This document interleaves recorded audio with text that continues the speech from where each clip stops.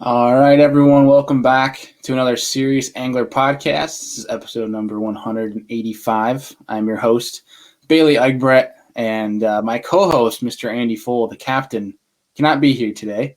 Andy is at work, but I am joined by a good buddy of ours and a guy who's qualified for the TOC in his first derb of the year, Mr. Zack Hall. What's going on, dude? Not much. How are you? I'm doing all right, man. I'm sitting here as I'm talking to you. Got a little work done this morning. I'm watching Bassmaster Live now that they finally got out of their fog delay. And hopefully, we just talked offline. Carl Jacobson just caught a 5-pounder, but hopefully we see some bigger fish caught. Yeah, that'll be sweet. I can't wait to tune into that here in a little bit. I'm kind of just lost happy. interest this morning after the fog delay and kind of started watching other stuff. Dude, what is it with the first derb on the elites at St. John's? Because last year they had like I think it was 2 days canceled because of wind. Really? Yeah, it was like 30 or 40 mile an hour winds or something crazy. But I forget. Yeah, I don't know. But either way, something about St. John's and elites in the first derb of the year just don't mix. But quick shout out here. Let me get the Bassmaster Live off the screen so I don't get in trouble for streaming on another source. But real quick, I want to shout out everybody that joined our fantasy fishing group. We ended up with 1,168 members.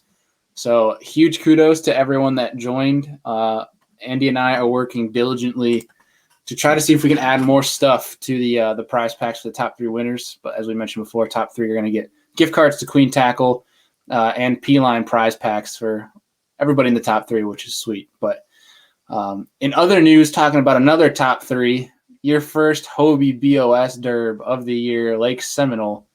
You got third, dude. You cashed a check. You got $3,000. I mean, granted that $3,000 is probably going to disappear already, but have you ever seen somebody so proud of third place? Yeah, dude, you got to be proud of that. I mean, it's your whole goal this year was to make the Tournament of Champions, and your first run at it, you're qualified. So now you're fishing Lake Eufaula in November. Yeah, November, like second week of November, I believe. Yeah, I'm You excited for that or what? I mean, Eufaula is like really close to Seminole. I don't know how similar it is, but if it is anything remotely similar, then confidence is going to go up a little bit. My only experience that I have with Eufaula is watching Buddy Gross flip a jig into brush piles. Really? That was about it. All I know is he was targeting recent brush piles that were recently dropped because they still had leaves, so they had more oxygen than the rest of the brush piles that might be older. Therefore, there was what they called shell crackers or like bluegill were on beds, and that's why the bass were there. But I have no idea if that's even a deal in November at all. And I've never been to Seminole beyond what you've told me from your experience at Seminole. So I couldn't tell you anything about the two. Yeah. I don't know much about you. I'm curious to hear more. Obviously, we chatted daily throughout the tournament, but I'm curious to go through the whole experience with you, dude, because I think it was, 3 days before the tournament you were practicing, and you had called me, and you're like, I haven't caught a fish yet. Yeah. I drove. So I left, I guess I left on Sunday. Drove 1,000 miles down there. Found a campground. We had already had an Airbnb set up for like Thursday, Friday, Saturday, and Sunday. And I wanted to get there early. So I slept at a campground for Monday, Tuesday, and Wednesday. Roughed it in the vehicle. Scouted for 3 days. Went all over the place on that lake looking for some mid-50 water temps, like what a lot of the reports were saying. And man, I was finding like 48-degree water, 50-degree water. Like, I mean, it's not all bad if the fish are there and it's set up right. So I wasn't finding what I was liking until I went to the main lake. I think I went to the main lake Tuesday for a few hours, and I was just finding all kind of stuff I liked. It was a real sunny day too. Yeah, you just ran creeks for the first couple of days, right? Yeah, I went all the way to the north end of Fish Pond Drain, explored all those little ponds. I went to the Flint River, explored all around the Flint River, kind of on the most eastern portion of the lake on the lower end of the Flint. Where else did I go? I went on the south side a little bit. Everywhere but Spring Creek, really. I went to Chattahoochee, way down yonder on Chattahoochee. It did not get hotter than a hoochie's coochie. Let me tell you what, that was some of the coldest water I found in the whole dang lake. And yeah, it was looking very bleak for the first 3 days, but I saw stuff I like on the main lake, and I went to the main lake Thursday and Friday on practice, and it actually started warming up, and I caught some fish. So I was confident. Old Faithful. Old Faithful. You want me to show you? Yeah, you can go ahead. That bad Jody right there. Old Jackal Re-Range 130. Oh, yeah. Not too loud, not too quiet. No. I think it's just right when them water temps are in the low 50s, mid 50s. It's got that tungsten weight in there. The cool thing I like about this, and I know this, they're not the only one that has the tungsten weight in it and stuff like that, but I can cast this into 20-mile-an-hour winds hitting me in the face, and I can still cast as far as my freaking as far as my setup will let me cast. Right. I can do it with or without the wind because of this, the way it just soars through there like that, you know.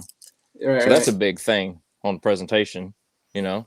Yeah, and I'm really I have the a couple most of out of a cast. Right, and I've have a couple of re-ranges, and I've never thrown it just because I have a bunch of mega bass that I usually is like obviously my go-to, but I think the first time I actually seen it being used was on when we were fishing with Caleb on Nickajack, and I thought you kept breaking your rod tip when you cast it because that tungsten weight flying at the back. So you bomb it, and the first time I looked back at you, I'm like, did you just snap your rod? Like, because it just makes that loud clack. It's loud. It's like, but dude, with that jerkbait, I'm curious, like, is that your search bait? Because you don't really hear about a lot of guys using a jerkbait to cover water. So was it more of you were using that as a search bait, or did you have something clue you into an area that had fish? Then you threw your jerkbait to try to elicit a strike. I will use it for a search bait as long as, you know, things are set up that look good to me.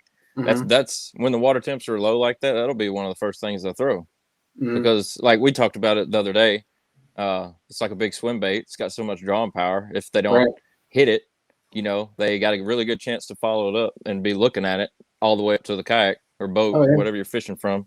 So, yeah, I'll use it as a search bait, and a lot of times I'll catch a fish on it.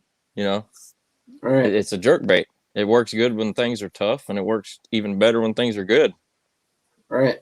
You know, what kind of keyed you into that spot you found? Was it just a simple water temperature, or are there other kind of clues that kind of keyed you into your areas that you did well on? It was the water temps. Well, this is the combination of the water temps, and there was some standing timber and some submerged timber. The thing about Lake Seminole, especially on the main lake, you'll see a lot of timber above the water, but just multiply that times about 4, and that's what's going to be below the water. You know, they got specific channels that the boats have to go in. And the cool thing about kayaking is you can kayak through that stuff real slow, and you don't have to worry about really messing nothing up. But yeah, the water temp, that standing timber, and I found like kind of a flat out in the middle of the lake. It's about 10 foot of water, and it had about 2 feet of grass, and it had all that wood in there. And they had deep water on. They could go north maybe 50, 75 yards, and they could be in 20 foot of water, or they could go south about 200 yards, and they could be like in the main like river channel into the lake, and be right back in like 20 foot of water. So it was like literally deep water, shallow bay, deep water. I mean, they could literally just come from each direction and be ready to stage right there to get ready to spawn, because they had even shallower water they could go to near some islands and stuff. So you basically found an area almost essentially as like a funneling point where you had fish just coming to you all day. Pretty much. I mean, there wasn't a lot of fish. I worked all day for 5 fish on Saturday, and I worked all day for 5 fish on Sunday, but it was quality fish that was kind of filtering in. I really think I caught it at the very beginning. Like, I don't know what the temps are down there right now, but I'm assuming once the water temps hit like 60 degrees down there, we probably go catch a lot of big ones in that same spot, you know. I'm confident. A couple more days of warm weather, and it's just gonna be more and more fish piling into that spot. Oh, absolutely. Yeah. I think I was really catching it at the beginning of them starting to get there, which makes sense because, you know, we kind of had some cold weather and we were just getting back onto a warming trend. So It all makes sense. I just wish I would have caught some bigger ones. But we caught some big ones. I was gonna say, yeah, you caught 2 6.5s that were that was weird. They were like an inch difference, right? Something like that, or a quarter inch, yeah, something. Yeah, 6 pound, 5 ounce. I usually weigh big fish like that. You know, I caught a 5 pounder on Friday and I weighed it, and I caught another one pretty close to that. And then Saturday, that one I thought it was like 7. I thought it was close to 7 pounds, and it was 6 pound, 5 ounces. So it's kind of close. And Sunday, 6 pound, 5 ounces. I was like, man, that's weird. Yeah, that's cool though. Same general. The 6 pound, 5 ounce I caught on Sunday was in the same exact spot that I lost a fish on Saturday. I seen the fish come completely out of the water. It was every bit of 6 pounds. Giant, wasn't it? Yeah. It was a weird timing deal. I casted.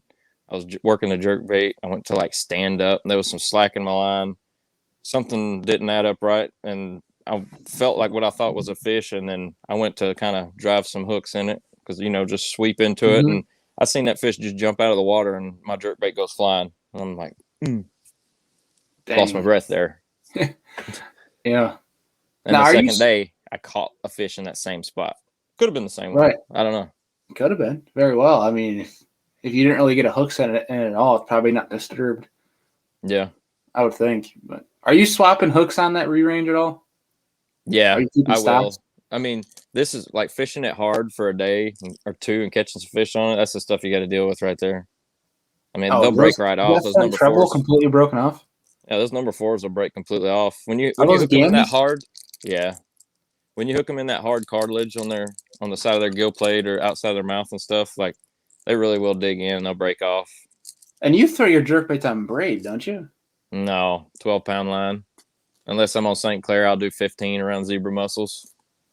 Fluorocarbon. I thought I remembered you having when you were using the Vendetta a while ago on St. Clair. I could have sworn you had braid on one of those rods, but I could be completely wrong. I don't know why I thought braid. Never thrown a jerkbait on braid. Well, for people who don't know, Zack has a very prevalent TikTok page, and you post up a video of it, and that was one thing I wanted to talk about.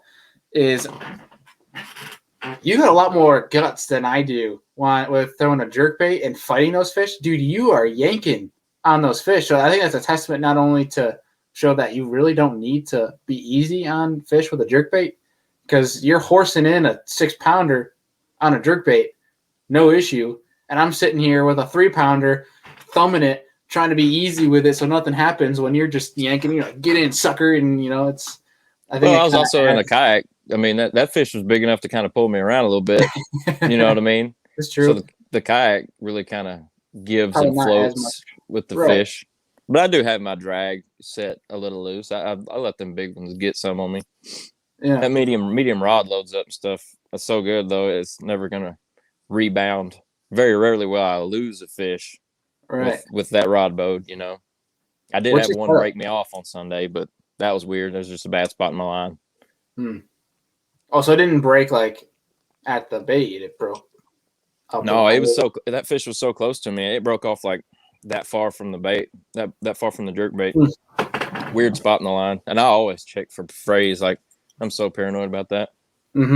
If I run that thing down in the grass a couple of times, I'm going to cut like 10 inches off my line and just retie. Right. That's how paranoid I get, Yeah. What's your setup for the jerk bait? I got a Lose BB1 Pro with 12-pound fluorocarbon cigar, either red label or the pink label, or it might be purple, whatever the package is. They're Brazex. Yeah, that's a red. And I got a Lose Carbon Fire medium action 7-foot, and I got a Vendetta 7-foot, but it's got the tip broke on it right now. Yeah, it's all jacked up. I got to get another one or a couple more. I want to have multiple jerkbait setups. Yeah, dude, those Vendettas those are the rods that I used for a while as well. I mean, dude, it's probably one of the best rods you can use on the market for $80. I mean, Justin Lucas has videos out of him using Vendetta. He still uses Vendettas, and he said that for certain applications, they're perfect, and you don't need for whether it's. I know he uses there's a few of them that he uses for cranking, for stuff that you really don't need a crazy lot of sensitivity for. And it's just like they're perfect because they're light. You can beat the living crap out of them. and they're still going to perform just like any other $100, $150 rod. Yeah, That's absolutely. Yeah. I don't really believe in having all the top-notch, most expensive stuff. Mm-hmm. I mean, that BFL that I won over the summer last year was Mm-hmm. on a Lew's carbon fire, medium heavy with a Shimano Canon. I mean, you add that up, that's like $120 setup altogether, maybe. Dude, those Canons are mad nice though, because those are They are only $80 or $100, right? Yeah, and I've been using the heck out of mine for 2 years, and I got it used from my buddy. So there's no There you telling go. how many years he used it. Yeah. I still use it. Yeah, that's a method I did this year when I got my whole new rod and reel arsenal, and I have that video is coming out for the folks that I've had people ask of the new rod and reel arsenal video coming out, but that's going to be out in about a month. I have a couple more rods I have to go pick up, but I'm kind of taking that route of things for the baits that I don't need that crazy sensitivity. I'm not throwing anything fancy. I ordered a bunch of the on sale from Tackle Warehouse, but the Abu Garcia Veritas PLX, those new white Veritas rods. Yeah, from I want to try some of those. Yeah, it's a really, from being able to. Granted, I'm only casting in the yard, so I haven't had any on the water experience with them yet. They do feel very nice. They're very light for $100 rod. But what I'm doing is I'm only getting $120 rod for majority of applications. But I've gone, and what I'm really spending the money on is the rods that I need to have that sensitivity. So it's like rods I'm going to throw a football jig on. Those are the rods you're going to want to put a little bit more money in because it has that sensitivity. Mm-hmm. So like I'm going with Abu Garcia Fantasistas, the Premiers. I'm going with a bunch. I have 3 or 4 of those I'm picking up. All my spinning rods are going to be Premiers just because spinning in general, that's when you want that sensitivity. And I'm trying oh my gosh, I'm blanking on the name. A Powell Endurance. That's what I'm going to try for one of my football jig rods as well. But yeah. It goes to show though, like you don't need anything crazy for certain applications. Like a jerkbait, you don't need a crazy rod for that. If you have the right action, it's going to work. Yeah, and like moving baits in general, moving baits in general do the work for you, no matter what kind of rod you got on. You can throw it on a bamboo stick, and you keep it moving. I mean, percentage-wise, it's very low for a fish to get a moving bait and not get any kind of hooks in it, Right. Compared to like a jig. Jig could be sitting down there on the bottom and pop it in about his mouth 5 times. If you don't have the right setup, you're not really going to be able to tell. You know what I mean? Yeah. You said you're throwing a medium heavy, right? No, medium on jerk baits. Medium? Is that a mod fast or what's the tip on that? It's fast. It actually is fast, yeah. Interesting. Do you find that you have to like change up kind of your cadence of how you're working that jerk bait so that it's not like pulling, or is it you having no problems with that re-range snapping? No, it always performs just right unless it gets in the grass. I experiment with different cadences, just let the fish tell me what they want. But like the tournament on Seminole, I was literally fan casting in a broad area about the size of a football field, and every few casts I was just changing up my cadence because nothing was consistent. It was a fish every hour and a half to 2 hours.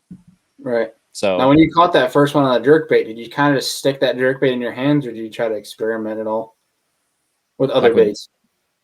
Oh no, I kept it in my hand. Right. Because that's your confidence, isn't it? Is the re-range? Absolutely. Yeah. Just about anywhere in the country, when the conditions are right, it's something that's going to catch fish. Yeah. Go experience it for yourself, like for real. Yeah. Like power fish a jerk bait, and you'd be surprised for real. Yeah, it's one of the baits that you can use year round. Yeah, it's not a bait that's very seasonal. I'm sure it's more effective per season, but it's a bait that you can work and you can alter your cadence and retrieve throughout the year. So, yeah, obviously, yeah, very effective. But yeah, I'm borderline obsessed with them. I love throwing a jerk bait. I love the bite. It's not like throwing out a Texas rig or a jig and dragging it, trying to be real slow. Even when the bite is slow, you throw a jerk bait out there and you still kind of got some kind of momentum going. Yeah. Even if it is slow, you're still kind of, Any second, they could just slam it. Little jerkbait dance going. Yeah. Didn't you drive like 45 minutes after day one to go pick up some more? I went to look for some, and they didn't have any. Yeah, I ended up buying some like Lucky Craft 100 SPs, something for a little deeper to try to test out. But I ended up just keep throwing re-range all day long.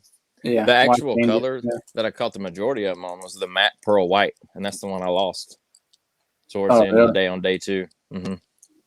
Was the water a little bit dingier? It wasn't too bad. It had a little bit of stain to it in the main lake, but it wasn't too bad. So probably made that white almost pop. That's see, I was originally throwing this because I caught them all on this color during practice. Secret Shad 2. It's my favorite color in general for smallmouth and largemouth on this jerkbait. But I was throwing that. But I kind of, as I was fishing on Saturday, I kind of noticed that the water started getting a little stain to it. So I put that white on it. That way it might pop more in that stain. It's not necessarily a flash, but it like glows. That might catch their eye. Yeah. It'll be like, it'll have like an outline around it thing underwater, you know, like you say, glowing, literally like a shadow, like a glowing effect. Yeah. And I put that on there, and it was like I don't know, the first few casts into it, and that's when I caught that 6.5, and I'm like, okay, maybe these fish can see this a little bit better and key in on it. And I kept throwing that, and that's what I caught the majority of the fish on for the whole tournament. I did catch. I was spicing it up. I got a little frisky one day, a little frisky on Saturday, wanting to see if I could do anything to get more bites. And I threw a yellow perch, and I caught one good one on a yellow perch, like 18 and something incher. Right. So they were really just hitting any color jerkbait I was throwing, but I was a lot more confident in the white. Right. Now you mentioned that tournament. You saw a lot of people like on the bank. You think that the key was? You just think? I mean, I'm imagining if the temps are 50 to 52 degrees, they're not going to be all up on the bank. I mean, you probably have fish on the bank, but not. I feel like they're all males. I feel like the females. That's essentially what you found, though. Not a lot, but you found just enough females, I think, to get you through the tournament. Obviously, you cut check top 3. But I feel like what you did was smart in terms of realizing that everyone's on the bank. You're not getting a lot of bites on the bank because it's all males that are pulled up there. Well, I spent like the first 3 days of practice like beating the bank because I had plenty of time. I got there 5 days early, so I wanted to get. I'll stay perched up on the kayak and I'll just paddle with one end of my paddle real slow in the shallows, just looking for fish, just signs of life. I didn't see hardly any bait fish. I didn't see a single bass. I don't think I seen a single bass until Thursday in some shallower water, but it was still like 6 foot. It wasn't like on the bank. And that was actually real close to the area that I started fishing for the tournament. They were pulled off a little bit. That was the first area I actually saw a bass in the water. You know what I mean? Yeah. And I started working away from the bank, and that's when I found some. Heck yeah, dude. That's baller. Because the winner won it. We were talking offline here. The winner, Brian Howell, congrats to him, won it like deep into a creek, right? Which is... I think that's the information I gathered. I was like a zombie during the award ceremony. I was so whooped from 7 days of fishing. I was picking up bits and pieces of what they were talking about. I know there'll be a press release coming out tomorrow with their stories on where they caught them and mine and everything. Like I think they interviewed the top 3 to put into an article, so that'll be cool. They'll have more specific information. But I know he was fishing a chatterbait. I threw a chatterbait all week and didn't catch nothing on it. Like first 4 days out there, because it's Seminole. That's what you're supposed to do. You're supposed to throw chatterbait in the grass, catch some big ones. Any research you do on the place, that's the information you're going to read and be confident in. And all of the research I did went out the window on Thursday once I found this different stuff offshore. None of it mattered at all. It was weird. I mean, it just kind of goes back to the jerkbait, right? I mean, it's a testament to you can use it pretty much everywhere. I mean, look, it won an Elite Series event on Lake Fork, which is known for everything but a jerkbait. But no, that's pretty sick. I mean, yeah, he was throwing I remember watching, he was throwing a jackhammer and a rattle trap, I believe. But when that Yeah, press I remember him release saying comes Rod out, Trap. when that comes out, we'll have to link that in here. So if you guys are listening in time, hopefully they'll have that press release out, and we'll link it in the description if you guys want to go read that. Oh my gosh, women. Girlfriend's calling me right now. But no, I want to get back to talking about practice, because I feel like people talk about practice and from a general standpoint, when practice for a kayak tournament and practice for a tournament out of a boat are completely different in terms of not what you're looking for, obviously, but in terms of how you manage your time. Yeah. And, and how, because in a boat or derb, you can say, day one of practice, say you have 2 days of practice. Day one, you can cover, I want to say maybe 10 times the amount of ground that you can in a kayak. Kayak, you have to be very strategic about it. You're not. Walk me through your process of how you prepare for a kayak tournament. Say, obviously it can vary on what time you have, given for that practice, but say you have like 3 days let's use that for a reference, I guess I should say. But yeah, walk me through your process. Start from ground zero on Google Maps and Navionics. You have them both pulled up on your phone, or you'll be jumping back and forth, or on your computer. Google Maps, find the launches in areas that you think are going to be the most productive. I mean, basically, the last thing I want to do is launch the kayak and go fish a certain area, and then have to load up and go fish another area during a tournament, because there were 2 productive areas a long way away from each other. I want to find as many productive areas as I can from one launch. If I got to pedal a mile in the kayak, that's fine. I don't want to have to drive 30 minutes. That loading up and unloading, that takes a lot of time. So picking apart areas, like it's mind blowing. I think it's made me such a better fisherman fishing out of this kayak, because I'm really having to dissect areas and sit down and think like the next step. What could I be doing to get a bite here? What could I be doing to get a bite here? It's the most productive areas you can find in a smaller area. That's it. That's really, it sounds simple, but that's what kayak fishing is. That's the most people that are going to be successful. They're going to find the most productive areas in a small area, and it may just be one spot. Like me over the weekend, it was one spot that did it all. Yeah, I was scared because I had 2 other spots one spot that didn't produce a single fish. I caught some giants on it during practice. So I found some good spots in a little area, just like I'm talking about right now, but only one of them produced fish. So that's one of the things that could happen. So the more spots you do find, I wish I could have found more spots instead of just 3. So the more productive spots you have, you just want to find as many as you can, really. Yeah. Well, and there's so much more pressure on your decision making because of that judgment call you make tournament morning, which direction to go. You can't pick up and run 15 miles to go to your next spot. You can't spread yourself out like that. I mean, granted, you can go all the way back to the ramp, load up, drive, hope that there's another ramp nearby to your plan B, and then load out, go back out, and then you've wasted an hour and a half, depending on the terms of that. But depending on your decision making, dude, I mean, there's so much more pressure at stake. There's so much more weight to the decisions you make in a kayak tournament because of time management, because you can't cover ground like you can in a boat. So that decision making, I mean, for the most part, you're living and dying about where you're going to go and the decision you make and how you choose to target those fish. So that's it's a greater emphasis on when there's an area with fish on it, like you just said, dissect it, take it slow, try to figure them out. And then if you can dial it in, perfect. And it's also a decision of kind of like what you went with. It's not of, can I go find a spot where I'm going to catch a limit and a bunch of fish? I'm going to go find it. Even if it takes me 5 bites a day, I'm going to go find winning fish. And I think that's a decision because I've seen people talk about it, and it's a decision that, and I'm not saying that it's a bad thing to do because I've had that process before in my brain of, can I go find the most fish so I can get a limit, that sort of thing. To to me, in my mind, and I want to hear your thoughts on this too, is unless I'm on the elites, I'm in the major league fishing, maybe, what was it, MLF, the Toyota series, or the pro circuit now. I don't know how MPFL's payout structure is, but like, if I'm not on that stage, I'm going for a win every single time. It's a hero or zero.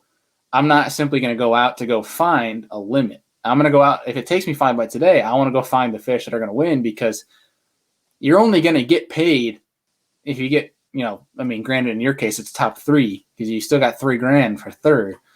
But like on these stages, like especially in that kayak circuit, like you're in right now, going for a check should not be a goal. At least in my mind. And I don't mean that offensive in any direction, but I feel like if you're not fishing for a win or practicing to find winning fish, I feel like you're wasting your time.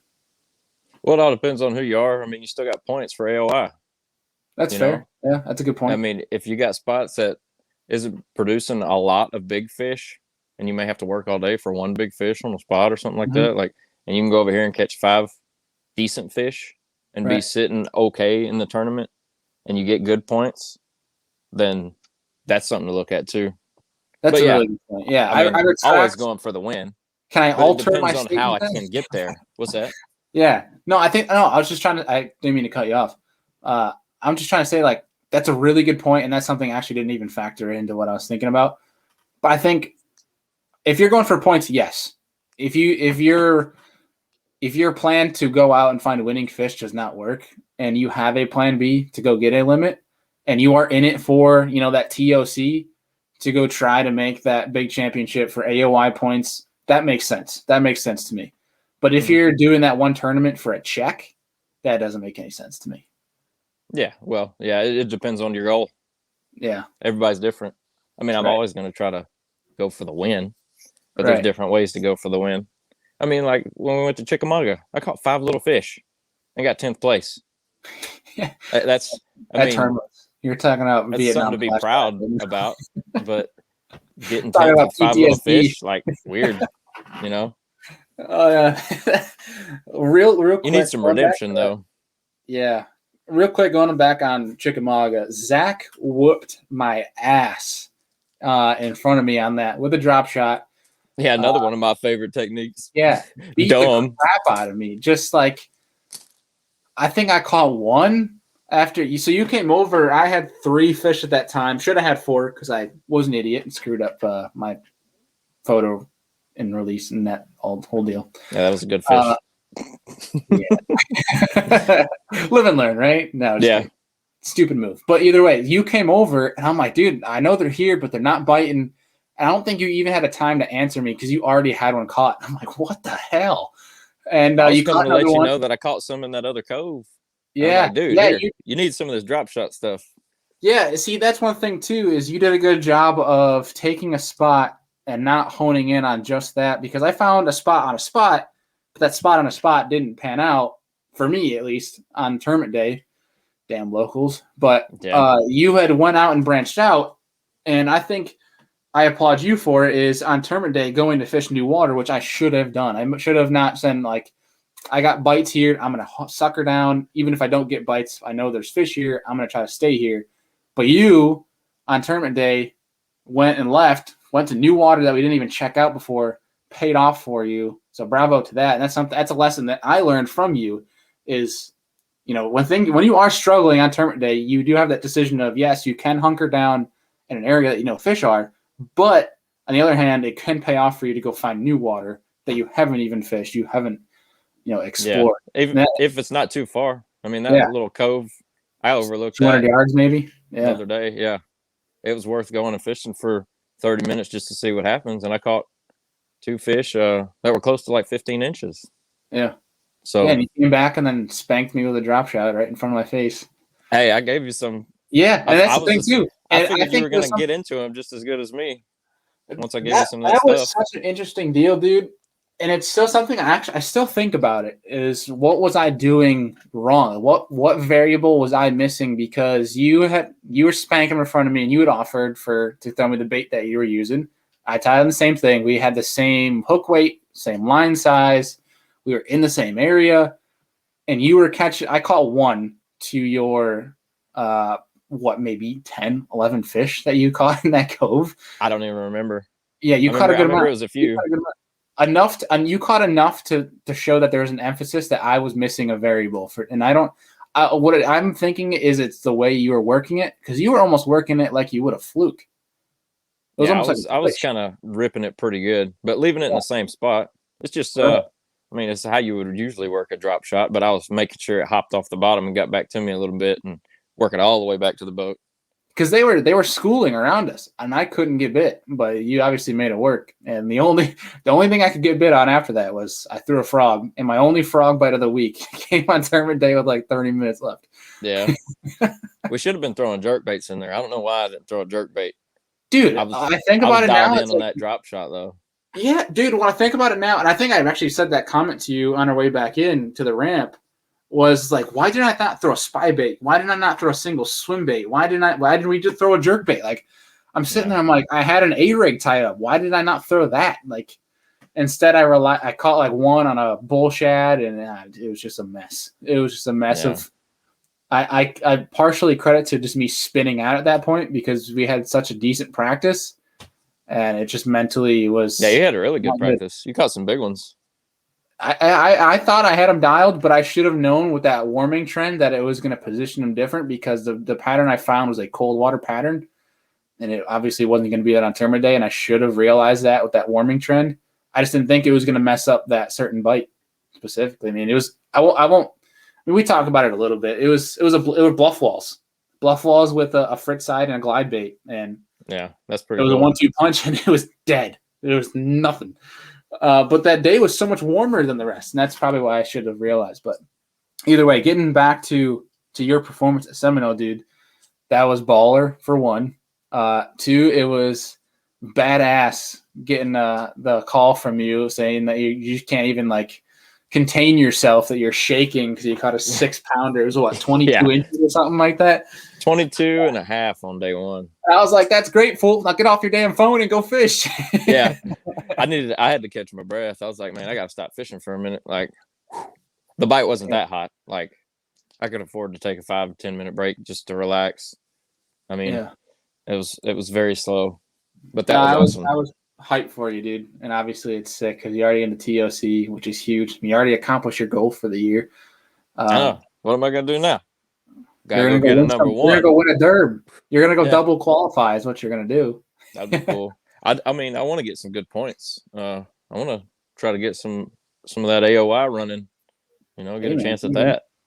It's hopefully you get AOI when you get that car running. Oh yeah. Want to let us know what happened. Yeah, what got back on? What day did I get back on? I got back on Monday, I think. Tuesday, maybe I got back on Tuesday because I ran into a snowstorm in Kentucky. I had to sleep in the vehicle for like 10 hours. Let them get caught up on scraping the roads and stuff.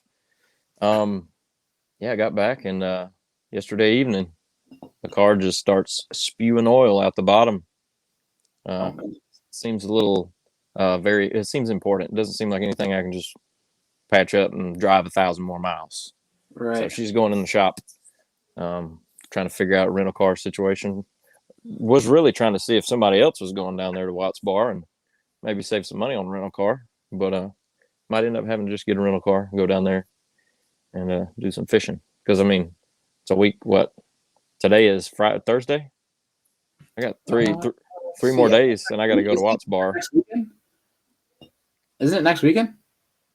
No, it's the 20th. 20th. Yeah, so I got a few more days before I have to go down there. And that's next weekend, dude. Yeah, fish that, go back home for a week, and then go all the way to Oklahoma. So it's right because you have these are like back to back to back. What is it? What is it called? What's the place in Oklahoma that? Broken Bow. Broken Bow. That's what it is. Mm-hmm. Which is gonna be a really interesting tournament because I've never seen anything run out of there. I know they got smallmouth there. Oh. That's gonna be cool. Will the re-range show up? Oh, absolutely. I mean, I've been looking at the weather there, and the weather is similar to what the weather is in Watts Bar right now. So I'm assuming by the time we get to Broken Bow, we're going to have low 50s. Roughly. I don't know. Heck yeah, dude. I mean, this whole 2 months fishing in any water that's in the 50s, I'm gonna throw a jerk bait somewhere. Are you Hopefully, it's the excited pattern that I for figure out. spring? Yeah, are you excited for spring in Michigan? Oh my gosh, yeah, it's gonna be ridiculous. Hopefully, more I, people come fish with me so they can experience the madness too. Hint, hint. I'm trying, dude. If you want a 6-pound smallmouth, I can. You put in 3 or 4 days, and I guarantee it. You had I'll go 12. ahead and guarantee it. Guarantee, that's bold. Yeah, You had over 12 in a month span, didn't you? it was like 2 months. But that was, dude, it's the early spring bite. People Oh, that are from here, bite is the best bite. Yeah. I've talked to some people that are from here, and they're like, "Oh yeah, yeah, you'll catch them like that in early spring." I'm like, "Okay, that's still crazy. It's nuts. It's mind blowing to me." Yeah. Louisiana boy catching Magnum smallmouth. It's Heck yeah. I can't sleep at night sometimes thinking about it. Well, I hope you can resolve your transportation problems and get down to Watts Bar, because I know you're staying with Mr. Rudd, aren't you? Yeah, that's the plan. Yeah. Stay with him for the week of practice and save a little money on lodging. That'll be nice, especially after this incident, because that might go right towards a brand new engine. We don't know yet. Might have been clutch timing for that, for you to get a check. So how convenient. Yeah, right. Hey, it's better than like I told you, it's better than coming out of your own pocket. Yeah. At least you got a little cushion now. But no, but huge shout out to Mr. Alex Rudd for hooking you up, and also Mr. Rudd is going to be allowing me to keep my car down at his place when I go to Texas with Destin at the end of the month. And then I'll come back and hopefully hit Chickamauga for a couple of days. That'd be cool. We'll yeah, I think Alex is going to fish the Watts Bar tournament too. So he is. Look out. Anybody listening, you'll have to tango with him. He's the local. You don't want to tango with a monstrous bearded man. He will probably send a 10-inch swim bait at your face. So I would steer clear of the big red beard. I'm rooting for both of you guys. I hope you both do well. I think Alex is going to be one to reckon with on Watts Bar. He's no offense to you, buddy, but he's who I got my money on. Well, I've never fished Watts Bar ever. All I have is information from Chickamauga and Nickajack to take and apply to Watts Bar. But I really like the way Watts Bar looks.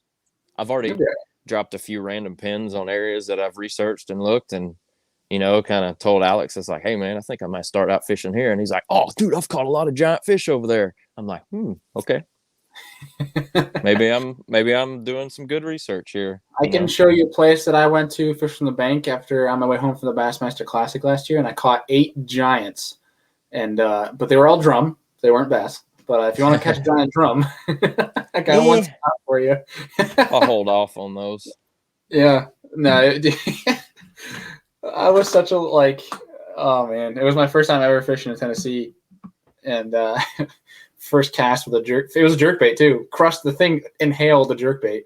Really? Monster drum. Yeah, first hook set into it. I was like, first cast, 10-pounder, let's go! Like I'm freaking out and bringing it into rum. I caught a drum on a jerk bait at Chickamauga. I don't know if it was during practice or if it was actually the tournament. I was freaking out, man. Some giant crappie on jerkbait too. Yeah, that was pretty cool. That was huge. Yeah. Good grief. Now I'm rooting for you for Watts Bar. That's gonna be a fun tournament. It's gonna be fun to watch that one, watch the results, and see what people are putting up, because that could be a very interesting time of year. There could be some big old giants caught. The water's still in the 40s. Right. It's gonna be chilly. Chilly, but I feel like if you get on them, you're gonna be on them. Yeah. That's that time of year, man. If you find one, you're going to find 50. You're going to find the group. You're going to find that whole school, and you're just going to have to go to work. But rooting for you. Is there anything that you want the folks to know before we sign off here today? Stay true to the jerk bait. Throw the jerk bait more. That's all I got to say. Just throw the jerk bait. I'd like to thank my sponsors at Dry Creek Outfitters, Wichita Falls, Texas. Go book a hunt with them for ducks, turkeys, geese, hogs. They'll put you on some critters in Oklahoma or Texas. Dude, I've seen some crazy footage of hog hunting, like night footage, and then like, aren't there like helicopter charters? They do have. They don't do helicopter hog hunts, but there are people in Texas that do them. That's wild. Mm-hmm. You just got to get rid of them. Yeah, there's so many. Well, they're I know we have some hunters. Right, we have some hunters on this show. So if you guys are looking to go to Texas for some wild hunts, check them out, and I'll have the outfitters link down below for you too. Yeah, huntdrycreek.net. There you go. Yeah, there you go, folks. I gotta thank Rusted Dreams Garage too. I don't have a hat or a shirt of theirs yet, but it's my buddy out of Oklahoma too, over by Oklahoma City. Yeah, he does a lot of fuel update systems and older vehicles. Kind of. He can probably fix your car for you. Well, yeah, he's a long way off. He does a lot of work on old vehicles. Kind of restores them to their former glory. He does some good work. It's pretty cool. That's sick. And CW Custom Baits, they send me a bunch of free spinner baits and stuff that I love. I'm obsessed with their spinner baits. Heck yeah, Check them out. CWCustomBaits.com. I think this is a new website that he just put up. Going pro right in front of our eyes. Well, yeah, technically, I guess. Let me get a few more wins. You can call me a professional kayak angler. Well, dude, obviously appreciate you coming on the show. I'm excited because I got a text this morning that the Hobies are in at Morgan Marine. My new Hobie is in, so I think Monday or Tuesday. Gonna go take the Outback, swap it out, get the new Hobie PA 12360. Get that all ready. I'm jealous. Hopefully in about 20 days or so, less than 20 days, we'll be toting that thing down to Tennessee. So, heck yeah. And hopefully be toting it to good old Michigan in a couple months here. Heck yeah. Yeah. Let's go get cat's pajamas. Yeah. Well, we got big year, big plans, big dreams, but looking forward to getting after it. And obviously, congratulations again. Looking forward to see what you do for the rest of the year, obviously, and seeing what you do at the TOC. But again, huge congratulations to you and the other folks in the top three. Appreciate you coming on, dude. It's obviously you're always welcome on the show. It's always a pleasure to get you on. And appreciate it. If the kayak folks that are tuning into this one because you see Mr. Zack Hall's name, if you have not heard of it before, you better get to know it now because he's here. I'm coming for y'all. Sounds like a WWE entrance. Yeah. Get some entrance music at the award ceremony. Yeah, there you go. Walk up with your own like jukebox. Yeah, bring my BFL trophy with me or something. Where the hell did you get that from? There you go. That's meant funny. Folks, as always, we appreciate you guys tuning in, watching, and listening. We'll see you guys on Monday.